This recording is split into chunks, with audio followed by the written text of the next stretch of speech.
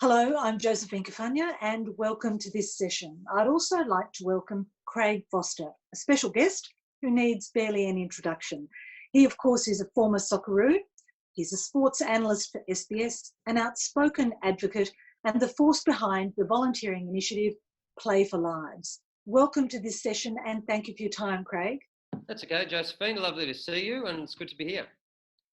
First up, you must be pleased to hear that we've now had a loosening up of the rules covering sports training. Yes, I'm pleased. I think the most important thing is that the safety of the athletes, of the team members, and of general society. Public health is by far the most important aspect. I think sport didn't start from that perspective. The commercial, economic forces on Australian sport and indeed global sport are so vast at the moment, particularly broadcasting agreements and others, that for some of the professional sporting competitions, their very survival was predicated on getting back to play as soon as possible. But I'm pleased to see that the major sports have at least collaborated and worked with the chief medical officers of the states, and I think also nationally, to make sure that a sane approach is being taken. I hope that for all of us, and that includes sport, because sport is a highly visible social institution. If sport's going to go back to play, in inverted commas, we need to make sure we do it in a way that communicates to the rest of Australia and globally that, safety is by far the most important priority here. So let's hope that we can continue to flatten the curve. Now, your initiative, of course, has filled the gap for many sports people who, might be looking for things to do, but also realising that the community needs assistance, that there are gaps to fill at this time. Tell us a bit about why you started this initiative and was it difficult? It wasn't difficult. It was really quite straightforward. The reason was simply because Australia and I think other countries as well needed sport at this time. And well, there are many reasons. Another one is because it's important for sport to fulfill its social responsibility. And the third one was because sport's initial reaction, which was kind of typical really, was to say, look, we need to keep playing in order to keep people entertained. But, I being part of the football community, I was well aware of what had happened abroad. We'd had a huge amount of sports people, of course, in countries, whether it was in China or USA or indeed Italy, where football, my game, was particularly and horribly affected. And, we knew the severity of this virus was going to necessitate the cessation of sport. And so the first reaction was, well, then let's help Australia rather than playing. Let's put ourselves at the service of the Australian community. Then it became a question of how to do that. And that was about simply, some messaging, a bit of a platform to allow sport and charities to connect, which with every volunteering organisation around the country, of course, knows is really important. And then, getting sports active and just telling that story and encouraging sports people who are, highly compassionate, community-minded people, encourage them to get involved and giving them some tools and a way to do so. Was the first step gathering the participants to join, or was it the connections with those charitable organisations? It was both, because in a crisis, a pandemic like this, things move very quickly and help was needed immediately. I'm already, very close to the social services sector. I work with Amnesty and Human Rights Watch and others, and refugee and asylum seekers. So I was already acutely aware of the growing need of vulnerable communities. So I knew that was going to very rapidly expand. At the same time, some of those charities I could see were already losing some elderly Australians as the volunteer workforce. And they were starting to say, look, and when I started those discussions around, well, look, we're just about to stop sport. And we have this, millions of Australians really who are in this kind of age demographic where, they're capable of filling these really important roles. It became clear also that all the organisations, Meals on Wheels or Cancer Council, all these actually wanted to be able to say to the elderly Australians, don't feel guilty. We want you to be able to stay at home. We want to look after you. And it was an opportunity to kind of say to Elderly Australia, just as one example, look, we're happy to step in for you now. And you guys, please stay at home. We're doing it to help you. We want you guys to be safe. And as that kind of, that dynamic started to evolve, it became very clear that in actual fact, all of us were required to do something. And this, I think finally also, Josephine, was an opportunity to really distill and talk about and live these values of civic duty and, and social responsibility. And my personal feeling has been that sport has moved away from that a lot in recent decades, all about the professional game, not so much about community grassroots sport. And sporting communities in every council area around the country are incredibly important social connectors.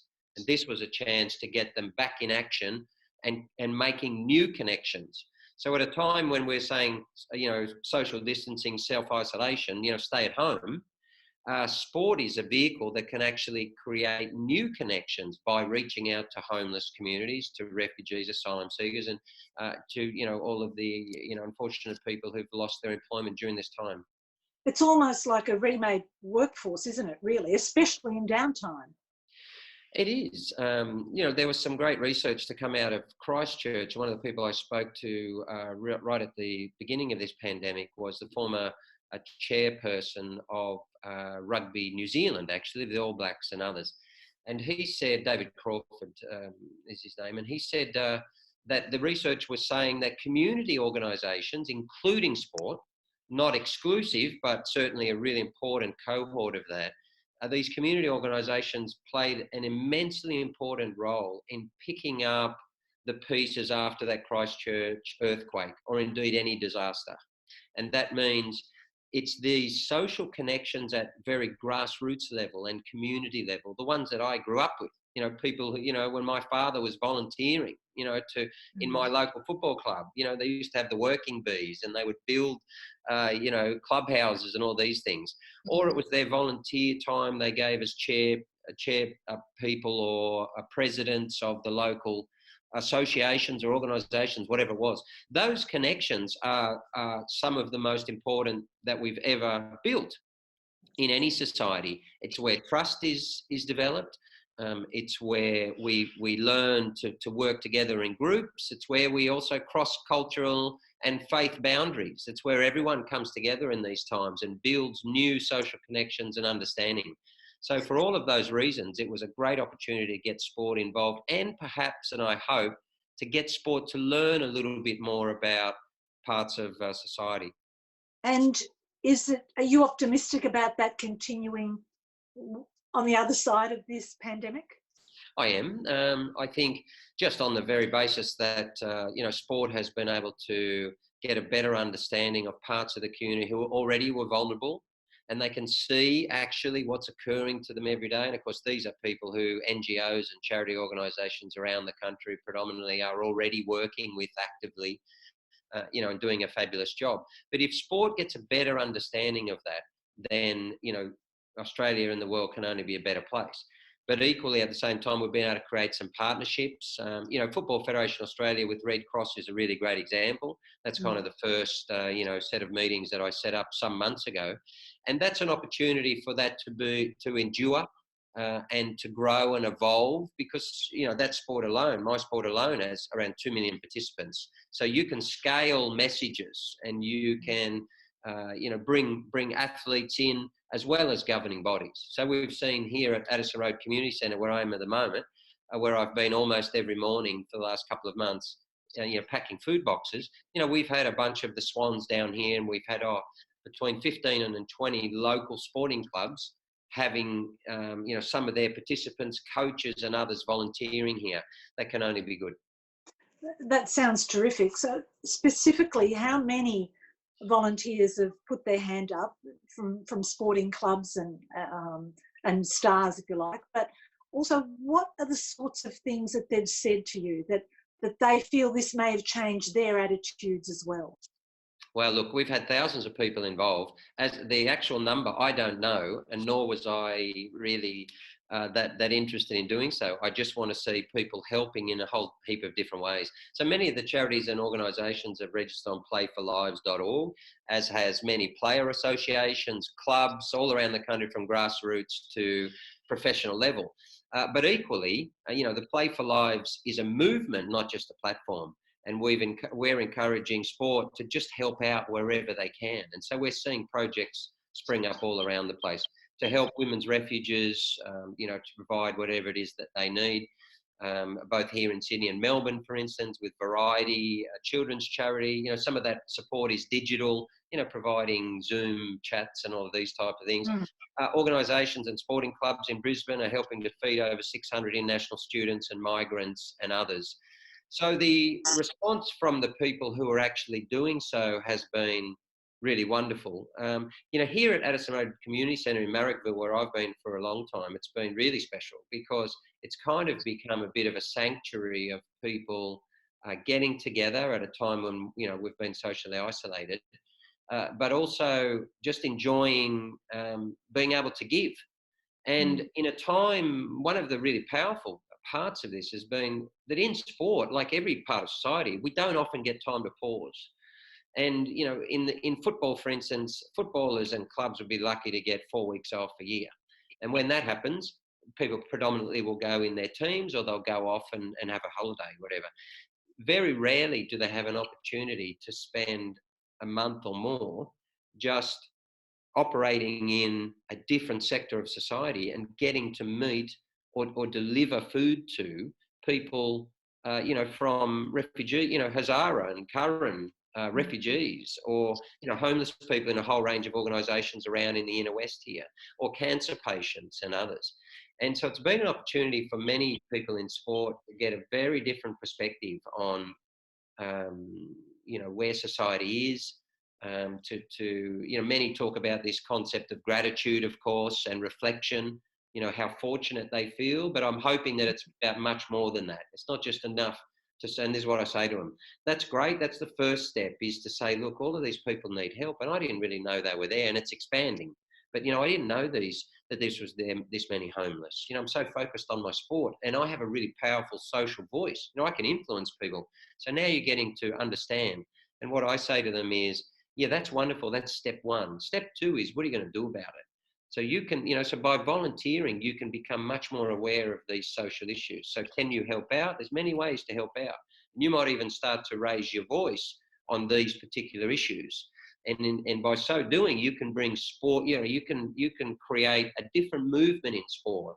And that is sport for society, sport and its social responsibility. And that's something I talk a lot about, is sport runs social programs. Let's say, for instance, sport runs a social program with the big issue around homelessness. That's wonderful, because you're providing visibility, and we all get asked to be ambassadors of everything, of course.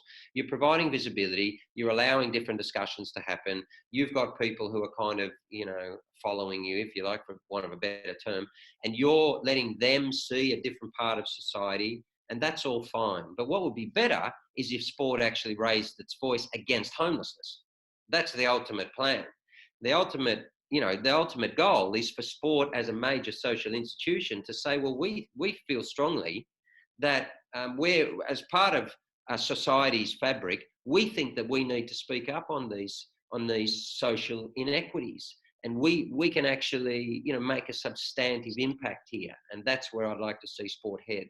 So in a sense, you've started a movement, but what you're saying is you want more than that. You want sport to pick up a different role on top of that, but to speak out and be, outspoken advocates like yourself.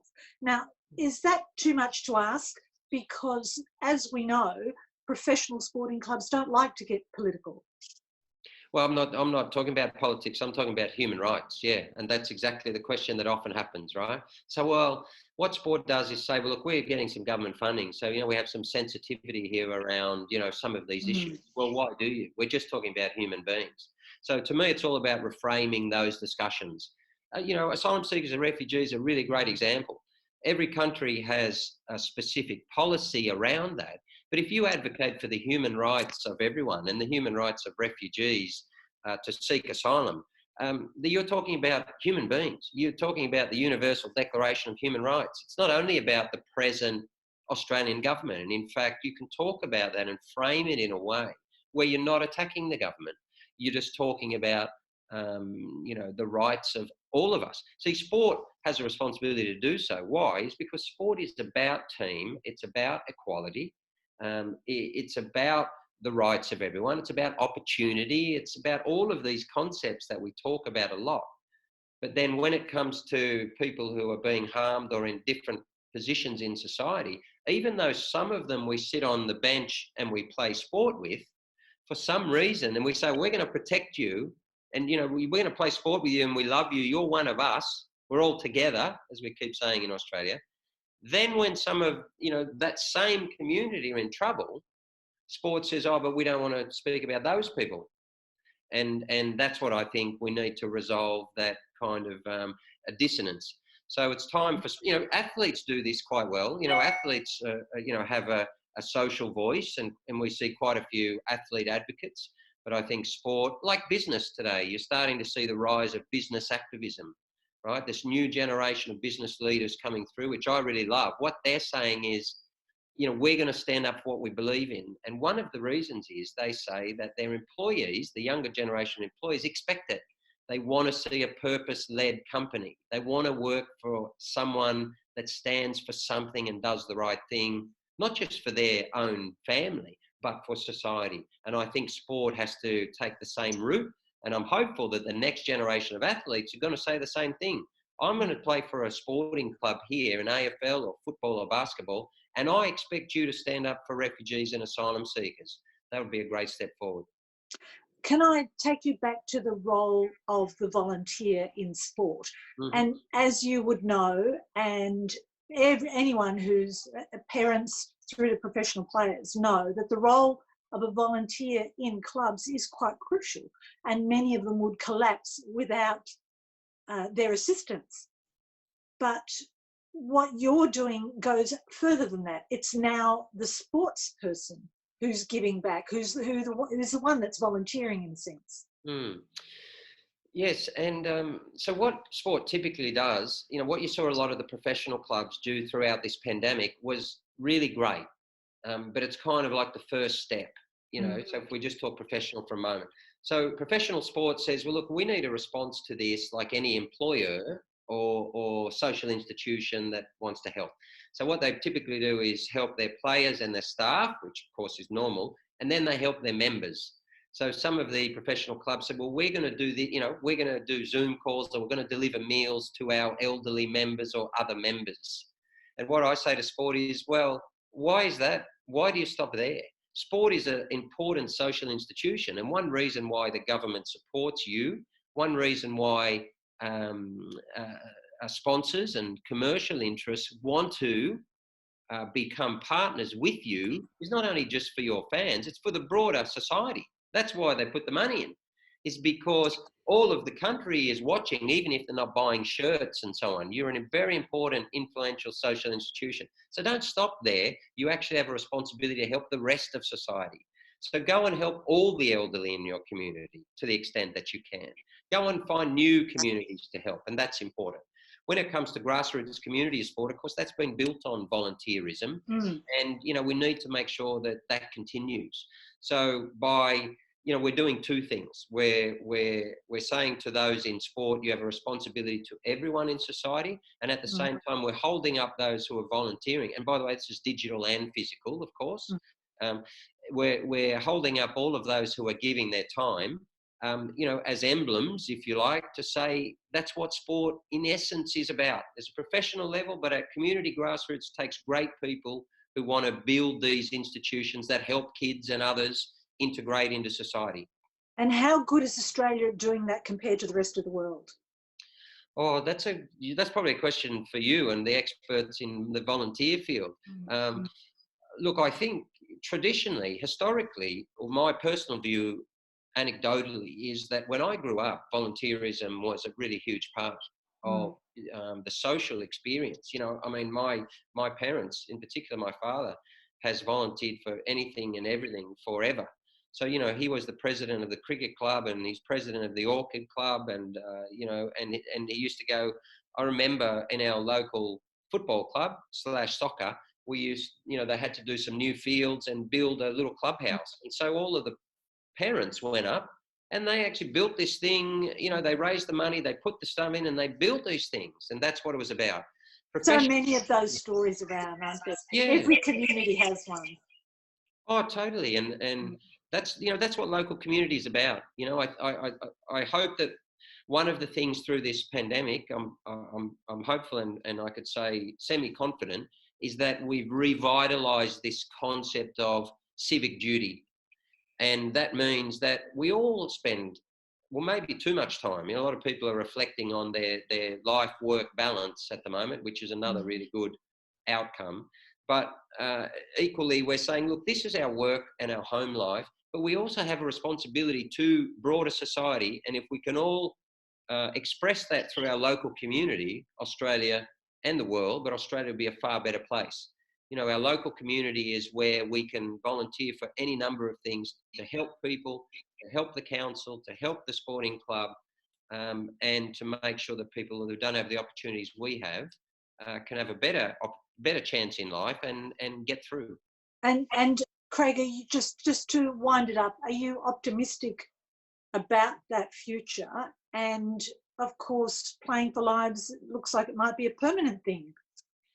Yeah, let's see. Look, you know, I kind of didn't really set it up in that way. You know, it's just a loose coalition of sporting clubs and people around the country. You know, it started with a hashtag and it became playforlives.org, right? Which was just to connect the two and also to be able to measure the social impact by sport, which was really important for sport. To be after this, to be able to have a story to tell about how they helped and to be able to show that in a evidence-based way.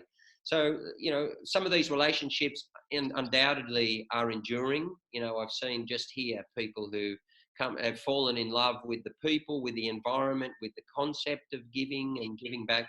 And that's really important. And let's see where we can take that in future. It can only be good. Well, Craig, congratulations on the efforts so far, and I wish you well. Thank you for your time. Thank you, Josephine. My pleasure.